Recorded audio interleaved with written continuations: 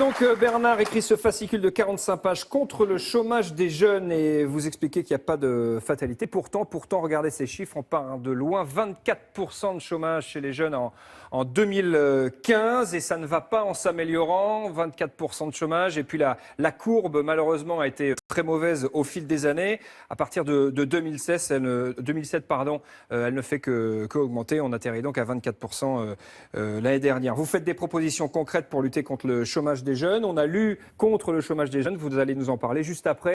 5 trucs à savoir avec Alex Guetta.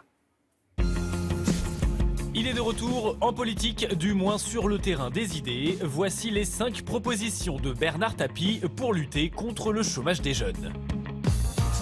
Première proposition, lutter contre le décrochage scolaire. Bernard Tapie propose une solution choc, suspendre les allocations familiales des parents dont les enfants auraient quitté l'école trop tôt. L'argent économisé servirait ainsi à payer des formations pour ces jeunes.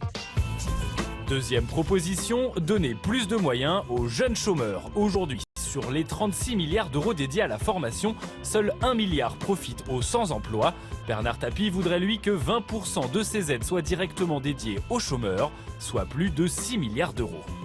Troisième proposition, les formations professionnelles auront une obligation de résultat. Terminer les usines à diplôme inefficaces, l'important pour Bernard Tapie, c'est l'embauche. Conséquence, les centres de formation auront 6 mois pour caser plus de la moitié de leurs élèves dans le monde du travail, sous peine de sanctions. Quatrième proposition, rendre le service civique obligatoire. Ce n'est pas encore le retour de l'armée, mais tous les jeunes citoyens, filles ou garçons, devront passer au minimum 6 mois d'engagement. Ça, c'est du changement. Cinquième proposition, la lutte contre le travail au noir.